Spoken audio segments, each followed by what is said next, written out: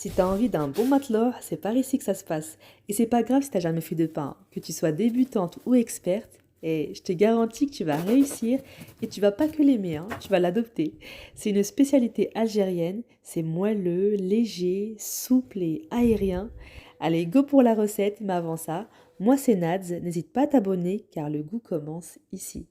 On commence par prendre 3 mesures de farine, la T45. Alors tu prends la mesure que tu veux, hein, que tu as à la maison, peu importe, un verre, un bol. Mais pour te rassurer, je te mettrai quand même la quantité de mon bol en description. Donc voilà, j'ai mis 3 mesures de farine dans mon pétrin. Alors c'est un pain que tu peux facilement pétrir à la main. Et là, je mets une mesure de semoule extra fine. Alors je te conseille de prendre l'extra fine pour avoir un pain très léger.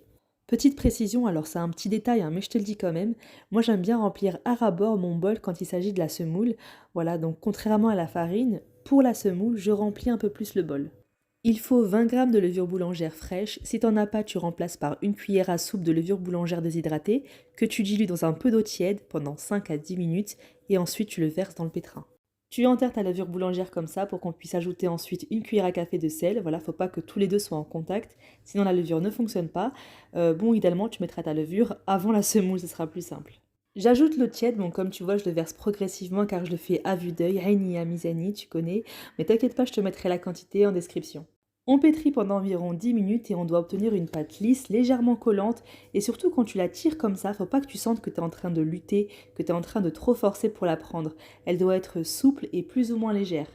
Là, on va juste former une boule et n'hésite pas à fariner tes mains si besoin. Donc je fais un petit récap rapide. J'ai mis 3 mesures de farine T45, une mesure de semoule extra fine, 20 g de levure boulangère fraîche, c'est mieux la fraîche, ou alors une cuillère à soupe de levure boulangère sèche, une cuillère à café de sel et de l'eau tiède.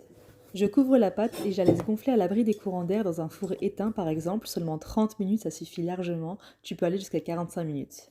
Donc après 30 minutes de repos, je dégaze la pâte, je la partage en 3 en formant des boules et je la pose des deux côtés dans une assiette de semoule extra fine. Sur un torchon propre, on aplatit et n'aie pas peur d'aplatir la pâte car ça va gonfler à la cuisson. Fais juste attention de faire des pains à la taille de ta poêle. Et les bulles d'air que tu vois sur la pâte, c'est un signe qu'elle a bien été pétrie et qu'elle a bien levé. Alors l'avantage de cette pâte, c'est qu'on peut en faire des pains algériens, de matelot, des mini-pains marocains, les batbout et des pains farcis. Je parsème d'un peu de semoule sur les deux faces et je laisse poser 10 minutes avant de les cuire.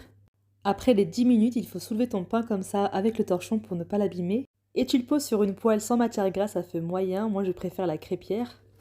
Alors pour la cuisson de ce pain, il faut le retourner régulièrement. En fait, il ne faut pas attendre qu'il cuise d'une face avant de le retourner. Donc au début, quand tu le poses, attends qu'il y ait des bulles qui se forment, que ça gonfle un petit peu au-dessus, environ 2 minutes quoi, avant de le retourner. Et de cette manière, ça va lui permettre de bien cuire de l'intérieur et de façon uniforme. Avant de passer au pain suivant, retire bien toute la semoule et essuie bien ta poêle, sinon tu es sûr de cramer l'autre pain. Franchement, c'est le pain le plus facile à faire et ça se congèle très bien. Sur ma chaîne, tu trouveras aussi une recette de pain au four, n'hésite pas à les checker. Et sur ce, je te dis à très vite pour de nouvelles astuces et recettes maison.